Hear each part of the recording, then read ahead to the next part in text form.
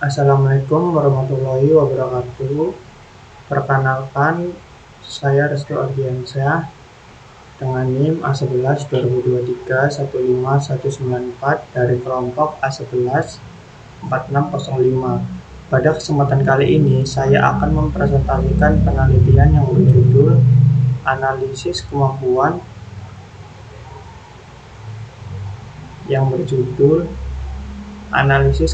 algoritma KNN, Random Forest, Decision Tree, dan SVM untuk mendeteksi fraud dalam aplikasi kartu kredit, sebuah kajian studi.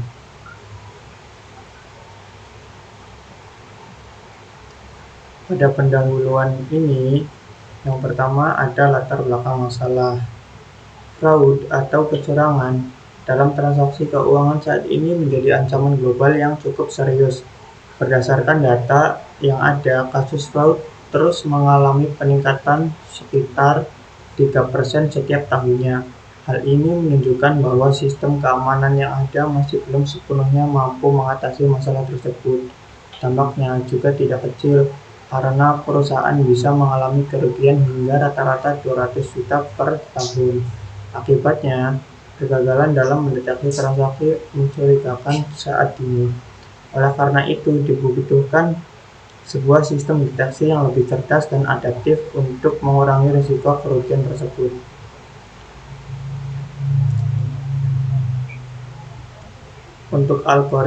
Untuk menjawab permasalahan tersebut, berbagai algoritma machine learning telah digunakan dalam mendeteksi pola kecurangan.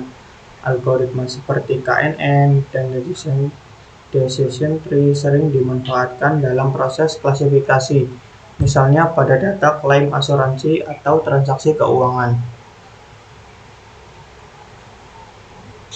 Kemudian, Random Forest banyak digunakan karena kemampuannya dalam mengolah dataset yang besar dan kompleks, apalagi jika dikombinasikan dengan teknik optimasi seperti randomized search CV.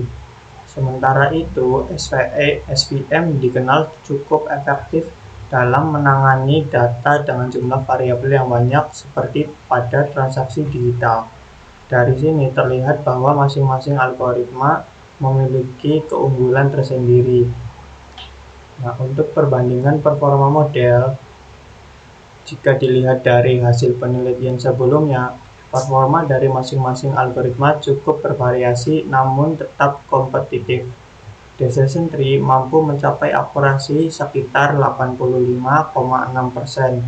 KNN bahkan menunjukkan performa yang sangat tinggi pada dataset kartu kredit dengan akurasi mencapai 98,43%.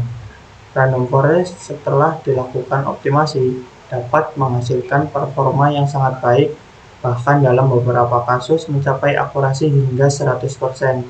Sedangkan SVM cenderung memberikan hasil yang stabil dalam membedakan antara transaksi normal dan transaksi yang mencurigakan. Hal ini menunjukkan bahwa tidak ada satu algoritma yang selalu paling unggul di semua kondisi. Penelitian ini menggunakan metode kajian literatur. Metode ini dilakukan dengan cara mengumpulkan dan menganalisis berbagai sumber ilmiah secara kritis untuk mendapatkan pemahaman yang lebih menyeluruh. Keunggulan dari metode ini adalah mampu memberikan sudut pandang yang lebih luas karena tidak hanya bergantung pada satu dataset saja. Selain itu, metode ini juga memudahkan dalam mengidentifikasi kelebihan dan keunggulan dari masing-masing algoritma secara lebih objektif. Fokus utama dari penelitian ini adalah perbandingan terhadap algoritma KNN, Random Forest, Decision Tree, dan SVM dalam mendeteksi fraud pada kartu kredit. Analisis dilakukan dengan melihat beberapa metrik evaluasi seperti akurasi, presisi, dan recall. Selain itu, penelitian ini juga menyoroti masalah imbalance data, yaitu kondisi di mana jumlah data fraud jauh lebih sedikit dibandingkan data normal yang menjadi tantangan utama dalam proses deteksi.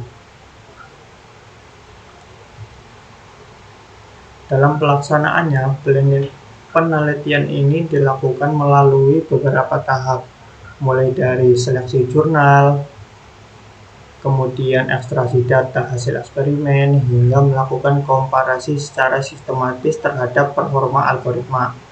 Kebaruan dari penelitian ini terletak pada upaya untuk merumuskan rekomendasi kerangka kerja deteksi fraud yang mengintegrasikan keunggulan dari keempat algoritma tersebut.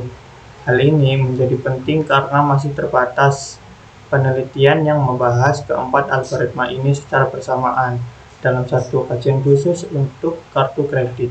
Dapat disimpulkan bahwa pemanfaatan machine learning dalam mendeteksi fraud memiliki potensi yang sangat besar, namun memerlukan pemilihan algoritma yang tepat sesuai dengan karakteristik data.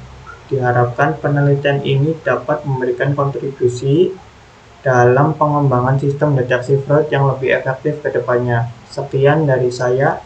Terima kasih atas perhatiannya. Mohon maaf jika ada salah kata. Wassalamualaikum warahmatullahi wabarakatuh.